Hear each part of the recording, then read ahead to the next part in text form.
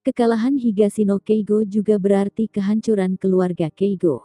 Setelah bertahun-tahun, ketika orang-orang membuat kesimpulan mengenai hal ini, hampir semua menganggap hal ini adalah sebuah titik di sejarah permulaan dari semua masalah besar di Jepang. Setelah kekalahan ini, Higashino Keigo juga mengalami penderitaan besar selama bertahun-tahun.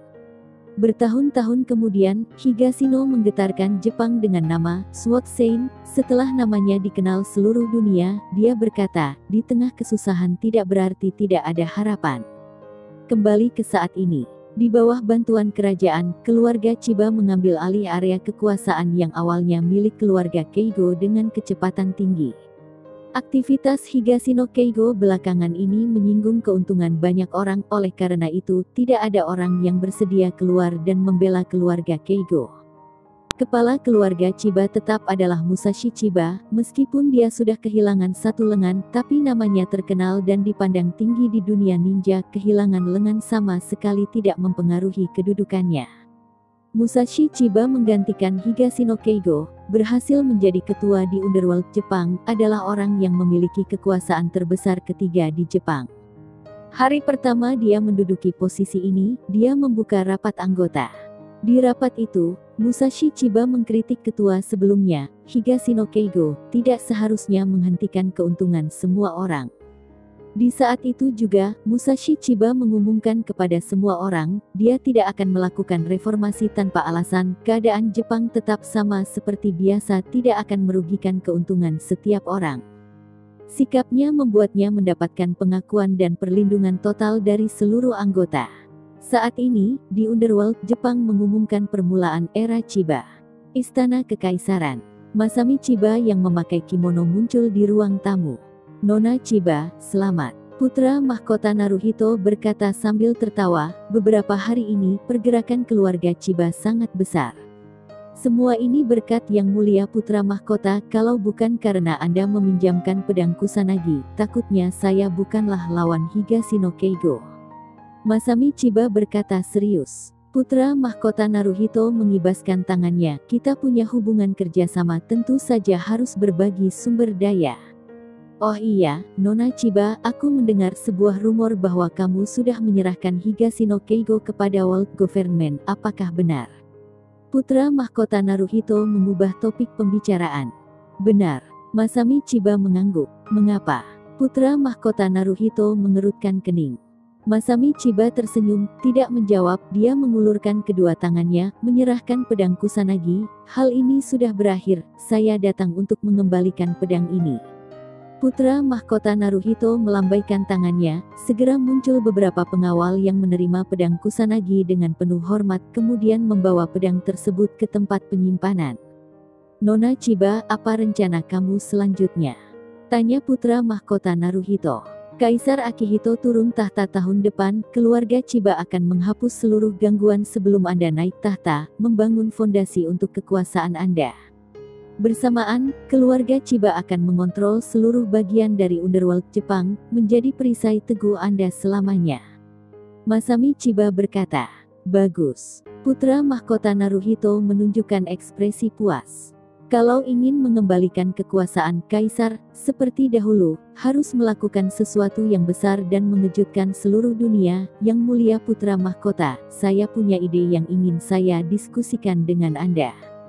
Berhenti sejenak, Masami Chiba melanjutkan, setelah Anda mendengar alasanku menyerahkan Higashino Keigo ke World Government, Anda pasti akan mengerti ideku. Benarkah? Cepat katakan, mata putra mahkota Naruhito bersinar. Anda tahu Higashino Keigo dulu adalah anggota dari pasukan binatang buas yang ada di bawah Windstalker. Masami Chiba berkata dengan tenang, 3 tahun yang lalu, Windstalker muncul tiba-tiba, beberapa tahun ini terus-menerus berlawanan dengan World Government. World Government juga sangat tidak menyukai Windstalker. Sekarang Higashino Keigo tertangkap, World Government tidak akan melepaskan kesempatan ini. Kalau tidak ada hal yang terjadi di luar perkiraan, Higashino Keigo akan dihukum mati di hadapan seluruh dunia. Sejauh yang saya ketahui, Windstalker dan grupnya adalah sekelompok orang yang sangat mementingkan solidaritas. Sekarang, Higashino Keigo ditangkap oleh world government, menghadapi temannya yang tertangkap masuk penjara dan dijatuhi hukuman mata, mereka tidak akan tinggal diam. Asalkan kelompok Windstalker berani memulai perang dengan world government, tidak peduli siapa yang menang siapa yang kalah, kita tetap akan mendapatkan keuntungan. Yang paling penting adalah kredit ini akan jatuh ke tangan Anda, petinggi world government juga akan menghormati Anda. Dengan adanya bantuan dari world government, Anda masih takut tidak bisa mendapatkan kekuasaan. Masami Chiba menganalisa dengan detail.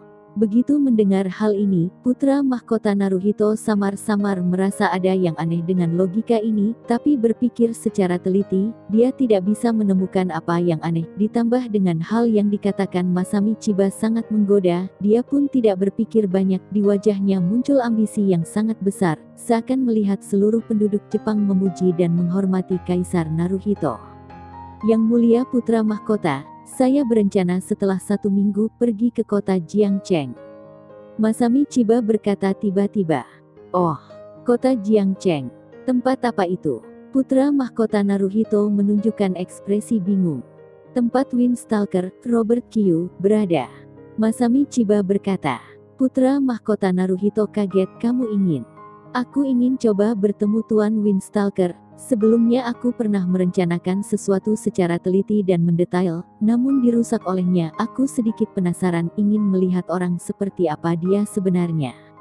Masami Chiba berkata ringan, kalau ada kesempatan, bisa menangkap Windstalker, maka nilai kegunaannya lebih besar berkali lipat daripada Higashino Keigo.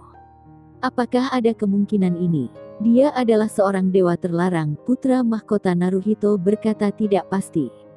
Bagaimana bisa tahu tidak mungkin kalau tidak mencoba? Kemudian, Masami Chiba memberi hormat dan pergi. Kota Jingzhou. Robert yang berada di CBD Groups masih belum tahu perihal tertangkapnya Higashino Keigo yang jauh di Jepang. Beberapa hari ini dia sedang sibuk menghindari stalking dan kejaran paparazzi. Sebagai pasangan skandal seorang artis papan atas dalam negeri, identitas Robert sampai sekarang masih tidak jelas. Meskipun grup Camilla Sen sudah menentang hal ini, juga sudah mencari banyak koneksi untuk menekan rumor ini, tapi masih saja ada orang yang tidak percaya dan ingin mencari tahu tentang hal ini. Beberapa hari pertama, Robert benar-benar sangat kesusahan, hampir tidak bisa bertahan lagi dan ingin melarikan diri ke Jiangcheng. Tapi, mempertimbangkan lagu terakhir Camilla masih belum rekaman, Robert tidak ingin meninggalkan misinya di pertengahan, dia pun menahan keinginannya. Melewati hari-hari begini selama 3-4 hari, rumor akhirnya tenang. Dengan undangan Camilla, Robert pun berhasil menyelesaikan Autumn Memories dengan lancar. Di hari misi selesai, Camilla, seperti sebelumnya, membuka sebuah pesta perayaan kecil-kecilan. Robert tentu saja ada di daftar nama tamu undangan. Orang-orang yang diundang ke pesta ini adalah orang-orang yang berpartisipasi dalam pembuatan album baru Tuner Asisten, Del. Jumlah orang tidak banyak. Di pesta Camilla mengutarakan rasa terima kasih kepada semua orang, seluruh proses pesta termasuk lancar.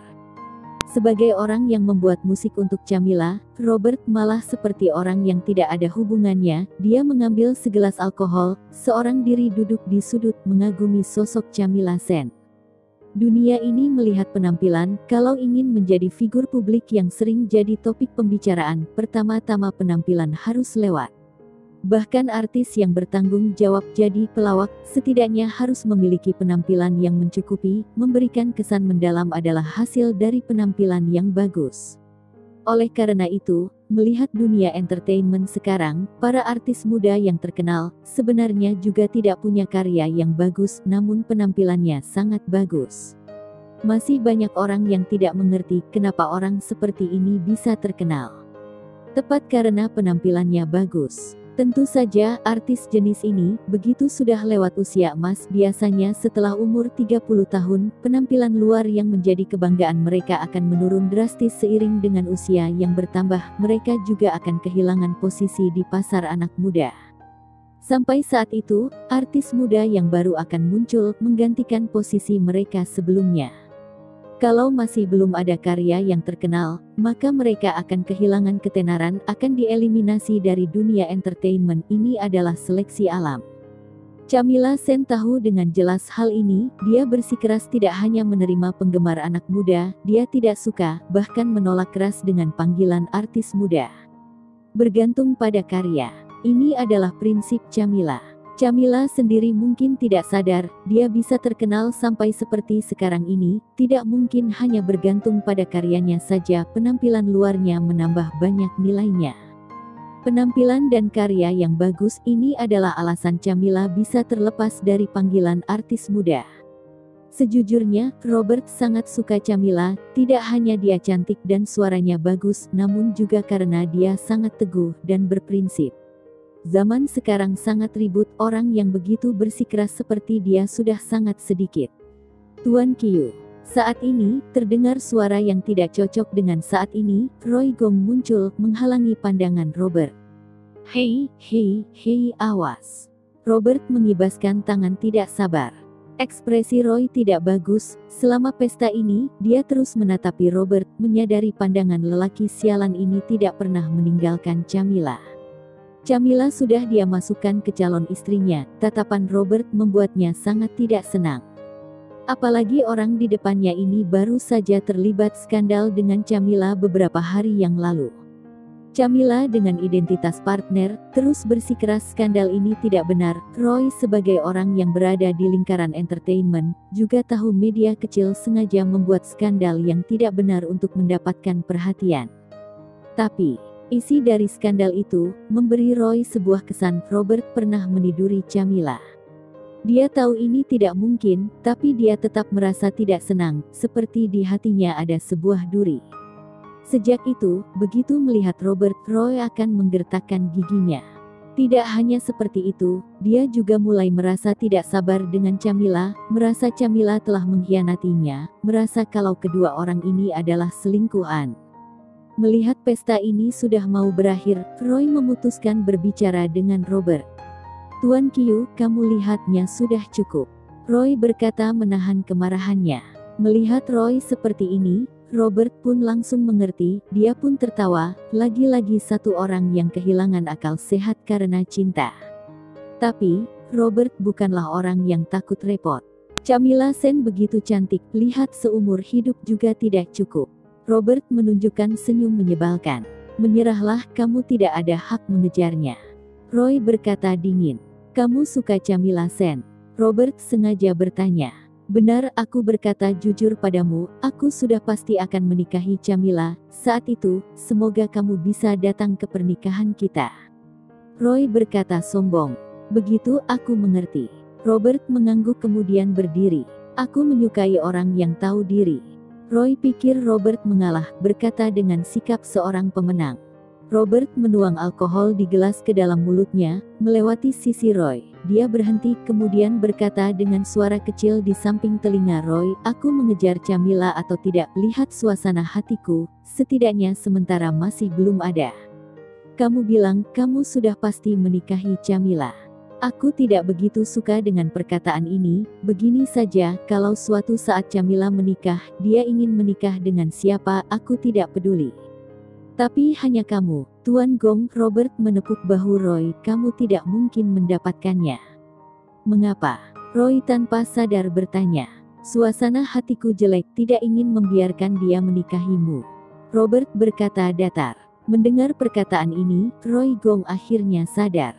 Dia terdiam begitu lama, karena tidak pernah ada orang yang berbicara seperti itu dengannya. Karena suasana hatimu tidak baik maka tidak ingin membiarkan Camilla Sen menikahiku. Roy melirik Robert, seperti mendengar lelucon paling lucu sejagat raya, kamu sedang bermimpi. Kamu pikir kamu siapa? Aku siapa tidak penting, yang penting adalah aku tidak ingin kamu menikah dengannya. Robert mengulang perkataannya. Kamu tidak ingin, maka aku sudah pasti tidak bisa menikahinya. Tuan Qiu, kamu sangat pintar bercanda. Roy tertawa dingin. Perkataanku selalu kutepati. Robert berkata serius. Roy sudah hampir meneteskan air mata karena tertawa, tiba-tiba wajahnya serius. Baiklah kalau begitu coba kamu buktikan. Kalau kamu tidak percaya, tunggu saja." Setelah berkata, Robert pun pergi membawa gelas alkoholnya. Sudah berjalan jauh, Robert tetap bisa merasakan pandangan penuh makna di punggungnya. Dia tahu, dia sudah dibenci setengah mati oleh Roy Gong. Tapi tidak apa, Robert tidak peduli.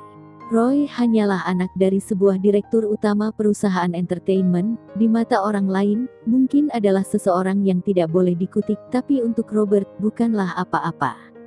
Di dalam sekelompok semut, ada satu semut yang kepalanya lebih besar, namun sebagai orang yang melihat dari atas tidak ada bedanya. Di mata Robert, Roy adalah semut yang kepalanya lebih besar. Begitu diinjak, semut kecil mati, semut besar juga pasti mati. Setelah pesta berakhir, Robert pun kembali ke hotel. Dia melihat jam, sudah hampir jam 10. Dia pun tidak buru-buru pulang ke Jiangcheng dan berencana tidur di kamar. Baru selesai mandi, Robert menerima sebuah pesan dari Camilla Sen. Isi pesan hanya ada sebuah lokasi. Robert menggerakkan bibirnya, kemudian memasukkan ponselnya ke dalam saku, mengambil sebuah jaket dan keluar. Sungai Siang adalah sungai induk Provinsi Ye. Dia mengalir melewati seluruh provinsi. Hampir semua kota di Provinsi Ye dibangun mengelilingi Sungai Siang. Jiangcheng dan ibu kota provinsi, Jingzhou, juga tidak terkecuali. Kota Jingzhou. Pertengahan Sungai Siang ada sebuah tempat pariwisata bernama Orange Isle. Ini adalah sebuah pulau kecil yang mempunyai pemandangan khas. Pendiri CBD Groups pernah mengelilingi seluruh Sungai Siang di sini, dan menulis Qin Yuan Chun, yang ternama, membuat orang-orang ingin mengunjungi tempat ini. Pagi hari di sini biasanya sangat ramai dengan pengunjung, begitu sampai malam, sangat sepi dan sunyi, hanya kadang ada 1-2 pasang kekasih, duduk di tepi sungai, saling bersandaran dan tenggelam di dunia milik berdua. Robert berjalan mengikuti jembatan besar Sungai Siang, sampai ke tempat pariwisata Orange Isle. Setelah berkeliling di tempat pariwisata, dia melihat sebuah sosok yang langsing dan kesepian di samping pohon willow di tepi sungai. Berjalan mendekati sosok itu, Robert menepuk rumput di tanah dan langsung duduk menghirup nafas dalam. Udara di sini sangat segar. Ketika masih kecil, aku sering ke sini, akhirnya terlalu sibuk bekerja, jadi jarang ke sini lagi. Camilla tersenyum sambil berkata, "Tempat artis ternama tumbuh besar, aku harus lihat baik-baik." Robert tertawa berseri-seri. "Jangan bercanda." Camilla meninju Robert. Setelah bertengkar sambil bercanda sejenak, mereka berdua pun tertawa lepas, menarik perhatian beberapa kekasih atau pengunjung yang kadang melewati mereka, menunjukkan ekspresi kagum. Karena sudah malam, penerangan juga remang-remang, oleh karena itu tidak ada yang mengenali kalau perempuan muda yang sedang bercanda dan berkelahi dengan seorang lelaki ini adalah Camilla yang terkenal. Sudah, aku menyerah, boleh tidak?" Robert mengangkat tangan sambil tersenyum pahit. "Camilla, kamu harus hati-hati sedikit, kamu tidak takut dikenali orang, nanti, lagi-lagi ada skandal baru tahu rasa." "Siapa suruh kamu membuatku tertawa?" Camilla mengomel, dia juga ikut duduk di rerumputan tanpa memedulikan image-nya. "Kamu tunggu sebentar, aku pergi beli sedikit makanan." Robert berdiri. Tidak lama kemudian, Robert pun membawa banyak bungkusan dan berjalan kembali, membuka bungkusan, bir, sate bakar, tahu goreng, lobster, dan masih banyak lagi. "Kamu tadi tidak kenyang?"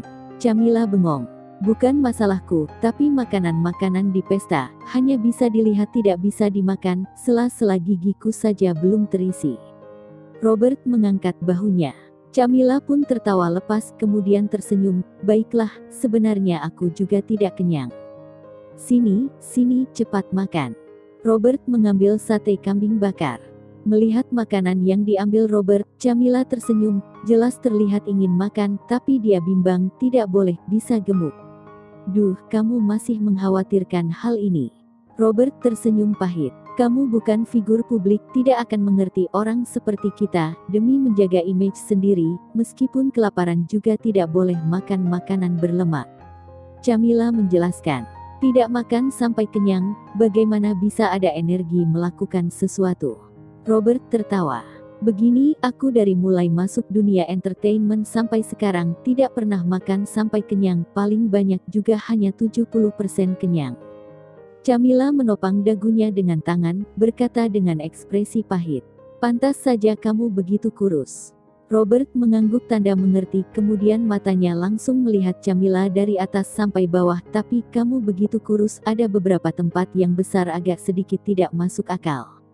Wajah Camilla memerah, jelas mengerti apa yang dikatakan Robert. Kamu ini, kenapa tiba-tiba menggodaku? Robert tertawa bodoh, menyerahkan sate kambing bakar di tangannya ke Camilla.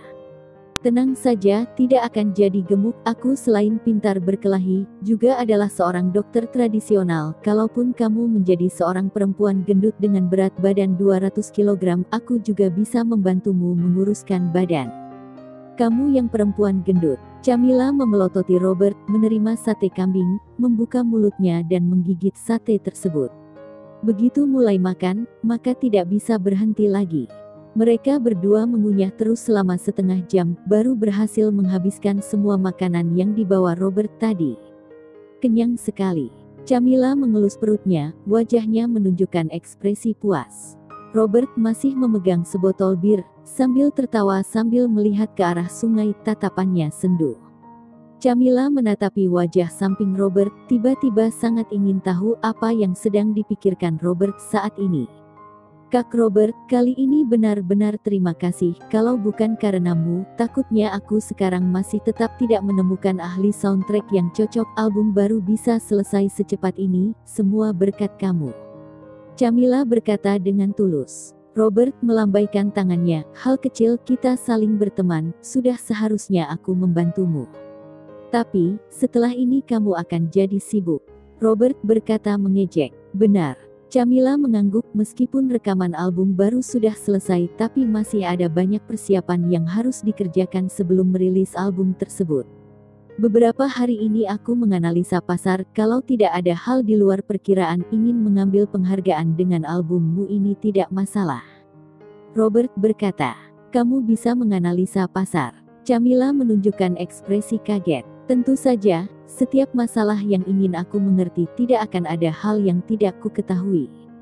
Robert berkata sombong. Camilla melirik Robert, anak ini, memang seperti perkataan teman baiknya, Amelia Huang, tidak boleh memujinya, begitu dipuji, langsung sombong. Selanjutnya pekerjaanku akan sangat sibuk, harus segera menyelesaikan album dan merilisnya ke pasaran, karena 1 bulan kemudian ada satu acara penghargaan penting dalam negeri, lewat analisa perusahaan terhadap pasaran, sama dengan analisamu, albumku ini kemungkinan besar akan mendapatkan penghargaan. Camilla berkata dengan suara kecil. Kalau begitu, dalam 1 bulan ini, aku sudah bisa membeli albummu ini. Tanya Robert. Benar. Camilla mengangguk. Baiklah kalau begitu, nanti aku akan membeli beberapa dan hadiahkan ke orang, 1 disimpan sendiri, harus ada tanda tangannya. Robert berkata. Camilla tersenyum pahit, kalau kamu benar mau, aku sekarang juga bisa tanda tangan untukmu. Jangan, beberapa hari ini kamu sudah kelelahan, lihat suaramu saja sudah serak, lebih baik istirahat yang baik. Robert berkata sambil mengibaskan tangannya. Mendengar perkataan Robert, di mata Camilla muncul tanda terharu, tapi dia menutupi suasana hatinya dengan baik, tiba-tiba berkata serius, Kak Robert, kali ini mengajakmu keluar, selain ingin berterima kasih, masih ada satu hal yang perlu bantuanmu. Coba katakan. Robert berkata tertarik. Acara penghargaan 1 bulan kemudian, aku ingin mengundang kamu pergi denganku. Camilla berkata dengan serius. Untuk apa aku pergi? Robert bertanya. Meskipun ini tidak ada di dalam perhitungan, tapi aku merasa soundtrack kamu pantas mendapatkan penghargaan Best Soundtrack. Bisa menjadi juri penghargaan musik, keahlian musiknya seharusnya tidak buruk, mereka pasti bisa mendengar betapa cocoknya soundtrackmu dengan lagu-laguku itu. Camilla berkata, sudahlah, aku tidak ingin masuk ke dunia musik, terlalu repot kalau sampai terkenal. Robert tertawa. Kok Robert, kamu benar-benar sangat bisa menghayal ingin terkenal, mana mungkin semudah itu. Camilla tertawa pahit, kemudian langsung berubah serius, sebenarnya masih ada satu alasan lain Kak Robert, aku pernah melihat keahlianmu, kalau kamu bisa menemaniku ke acara penghargaan, aku akan merasa sangat aman. Berbicara selama ini, intinya ingin mencari pengawal. Robert mengejek. Camilla sedikit merasa sungkan, dia pun beralasan dengan suara kecil, soundtrackmu bisa mendapatkan penghargaan, juga adalah kenyataan. Robert berpikir sejenak, 1 bulan kemudian dia seharusnya juga tidak ada urusan, dia pun mengangguk, baik, aku akan menemanimu kalau tidak ada urusan besar. Terima kasih, Kak Robert. Mata Camilla bersinar senang. Malam semakin larut, makanan sudah dimakan, yang harus dikatakan juga sudah dikatakan. Camilla melihat jam, dia pun berkata mau pulang, dia sangat memperhatikan kesehatan, tidak suka tidur terlalu larut. Kok Robert, mobilku di luar area pariwisata, ayo kita pergi bersama. Camilla berkata, kamu pulang dulu, nanti kalau sampai difoto oleh paparazzi, bagaimanapun tidak bisa mengelak lagi. Robert mengangkat bahunya dan berkata, mana ada begitu banyak paparazzi, Kak Robert, kamu jangan lebih tegang daripada aku. Camilla tersenyum. Tidak, aku ingin di sini lebih lama, bagaimanapun ini adalah tempatmu tumbuh besar, kau begitu menyukainya, aku ingin lihat-lihat ada apa yang istimewa di sini. Robert berkata, kalau begitu aku temani kamu keliling, aku sangat kenal daerah sini, kata Camilla. Kamu besok bukannya masih ada urusan? Cepat pulang tidur, aku keliling sendiri saja. Robert menggelengkan kepala. Camilla mana mungkin meninggalkan Robert sendiri di sini dan pulang. Tepat ketika dia mau berbicara, ponselnya berbunyi, telepon dari manajernya, Lily. Halo, Lily, sudah malam begini, ada apa? Camilla bertanya. Camilla, cepat kembali ke hotel, cepat. Lily langsung mendesak. Ada masalah apa? Camilla mengerutkan keningnya. Tidak bisa dibicarakan di telepon, pokoknya kamu cepat kembali, jangan selalu ke Orange Isle, bagaimana kalau sampai dilihat orang lain? Lily berkata, baiklah, aku langsung kembali ke hotel. Camilla terpaksa mengangguk kemudian langsung merasa ada yang aneh, dia tidak memberitahu Lily dia mau kemana, Lily kenapa bisa tahu dia ada di Orange Isle? Namun Lily sudah menutup telepon, tidak memberi kesempatan bertanya kepada Camilla. Camilla bingung di dalam hati, di wajahnya muncul ekspresi ragu, namun dia tidak berpikir banyak, dia mendongak dan melihat Robert sedang tersenyum santai. Kok Robert, Lily mencariku ada urusan, sepertinya lumayan panik, kalau begitu aku kembali dulu. Camilla bertanya bimbang. Cepat pergi, pekerjaan lebih penting. Robert menunjukkan ekspresi mengerti.